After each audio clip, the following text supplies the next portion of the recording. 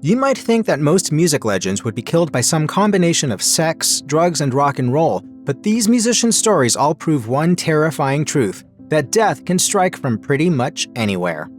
Marvin Gaye was one of the most gifted performers ever to grace the music scene. In fact, his career was so illustrious that he could be considered an icon of the 60s, 70s, and the 80s. Gaye made his top 40 debut in 1962 and brought Motown its best-selling single of the decade only 6 years later. Because in this life, I love music, and music is my love, it's all I know. By the 1970s, he had broken the Motown mold and became a political firebrand, but the decade eventually left him cold. Gaye mounted a successful comeback in the 1980s, but things suddenly turned tragic when he lost his life in a domestic dispute with his father. On April 1, 1984, Marvin Gaye Sr. shot and killed Gaye in their Los Angeles home after a disagreement became physical. The relationship between father and son had frequently led to conflicts, some of which escalated to the point of violence. Strangely enough, Gaye's brother claimed that, as the singer was dying, he said he was content with his own demise and even suggested that the fight had been rooted in his desire to take his own life. Marvin Gaye Sr. would later be convicted of involuntary manslaughter, for which he received a 6-year suspended sentence and 5 years probation. Kirsty MacColl exploded onto the scene with her 1979 debut single, They Don't Know, before delivering multiple massive hits in the 80s. Most remember MacColl for her singing part in the classic Pogue song, Fairy Tale of New York, but she also worked with legends like the Smiths and Simple Minds. MacColl remained a popular touring artist into the 90s, but the new millennium spelled tragedy for this legendary singer-songwriter. In December 2000, MacColl took her 2 sons diving off the coast of Mexico. There they encountered a 31-foot motorboat piloted by wealthy supermarket chain owner Guillermo Gonzalez Nova. The boat, which was operating in a restricted area for vessels of that kind, rocketed towards one of MacColl's boys and forced her to push him out of the way. MacColl was struck by the vessel. She saved her son, but suffered fatal injuries to her head and chest. Nova claimed an employee of his had been piloting the boat at the time of the incident, and Mexican authorities eventually found that employee guilty of culpable homicide. Eyewitnesses later claimed that Nova had been piloting the boat after all, however, and it has since been alleged that the employee was paid to take the fall for MacColl's death. For a while, Kirsty's mother ran the Justice for Kirsty campaign in the hopes of bringing some resolution to the whole affair. It was a lovely place, but you didn't have to die. So needless. And while it did make some progress, the campaign shut down in 2009 after Nova died of natural causes. It takes a mountain of talent and all the luck in the world to be a part of one great rock band, and Randy Rhoads managed to play in 2. Rhoads had co-founded Quiet Riot, although he left that group before they really took off. He then found a whole new world of success playing for Ozzy Osbourne during the singer's solo career. It was Rhoads who crafted the iconic guitar solos from Crazy Train and Mr. Crowley, arguably defining a style millions of guitarists would later mimic. Sadly though, Rhoads would lose his life at just 25 years old. In 1982, Rhoads, a cook for Osbourne's band, and a bus driver with a suspended pilot's license died in a plane crash in Florida. The pilot had commandeered the plane for a joyride without permission and repeatedly tried to buzz a tour bus as Osbourne and his band slept inside. Toxicology tests later found trace elements of cocaine in the pilot's blood. After the 4th pass, he tipped the bus on the opposite side and it nosedived into the home. Rhoads died instantly when the plane crashed into a house, snuffing out all the potential of his future with a single foolish mistake.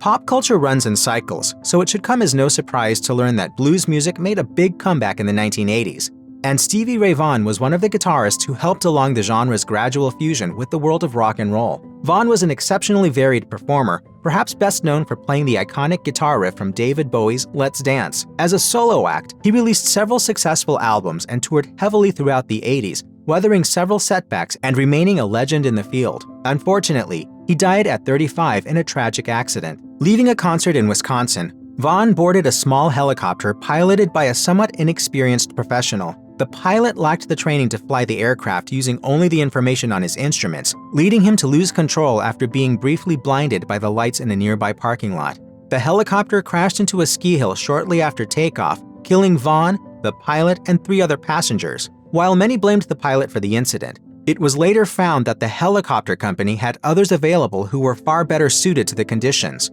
In the end, the company paid out a settlement of $300,000 to Vaughan's family.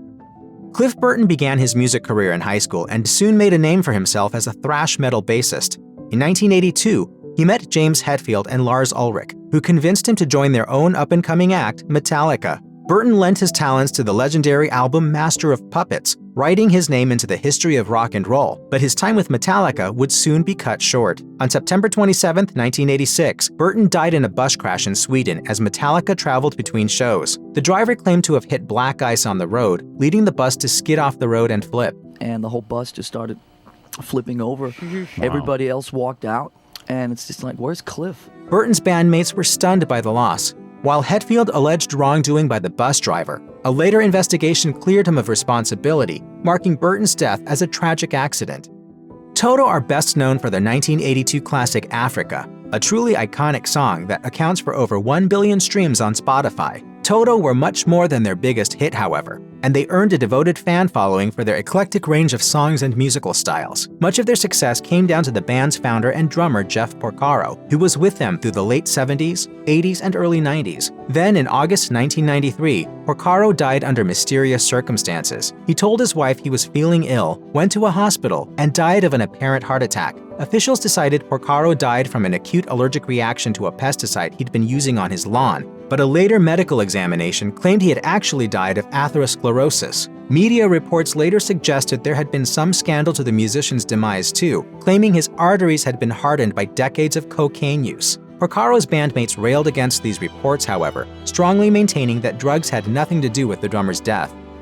Teena Marie's career marked a unique moment in the history of rhythm and blues. Raised around black families in Venice, California, Marie quickly developed an appreciation and understanding for African American culture. She had become a professional singer by age 8, signing with Motown Records and eventually studying under Rick James. Nicknamed Lady T, Marie became one of the most successful white R&B performers of the 1980s. When I'm on stage, I'm not shy at all. Sadly, in 2004, she suffered a life-changing injury, one that may have eventually claimed her life. Marie sustained a severe head injury when a large picture frame fell onto her as she slept in a hotel room. This led to a pattern of seizures that followed her for the next 6 years, including at least one grand mal seizure a month before her death. In 2010, Marie's daughter found her unresponsive in her home. Paramedics pronounced her dead on the scene. Some sources claimed that Marie had been killed by a prescription drug addiction, but an autopsy revealed no obvious cause of death. In the end, the coroner chalked it up as natural causes.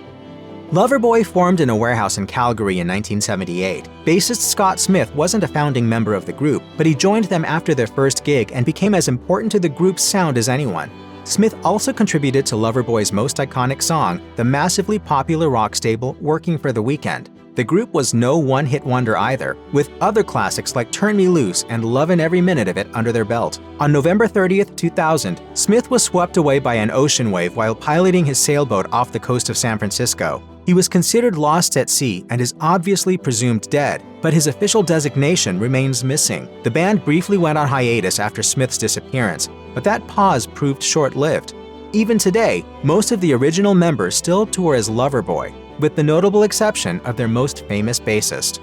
Loalwa Braz was mostly known for providing vocals on the 1989 Kaoma hit Lambada. The track was a powerful cross-cultural success. Kaoma were a French band covering a Bolivian folk song with an Afro-Brazilian beat and Portuguese lyrics. And while Lambada was certainly a success in its own right, the song lived on in the countless other pop hits it inspired. Decades after the song hit the charts, artists like Jennifer Lopez have cited Lambada as a guiding light for their own work. Tragically, on January 19, 2017, Braz's body was found in a burnt-out car near her home in Brazil. Authorities labeled the killing the result of a robbery gone wrong and eventually detained 3 suspects, one of whom was the manager of an inn Braz had owned. The manager later confessed to the crime. Braz was 63 years old and still relatively famous when she passed, leading to an outpouring of grief among fans.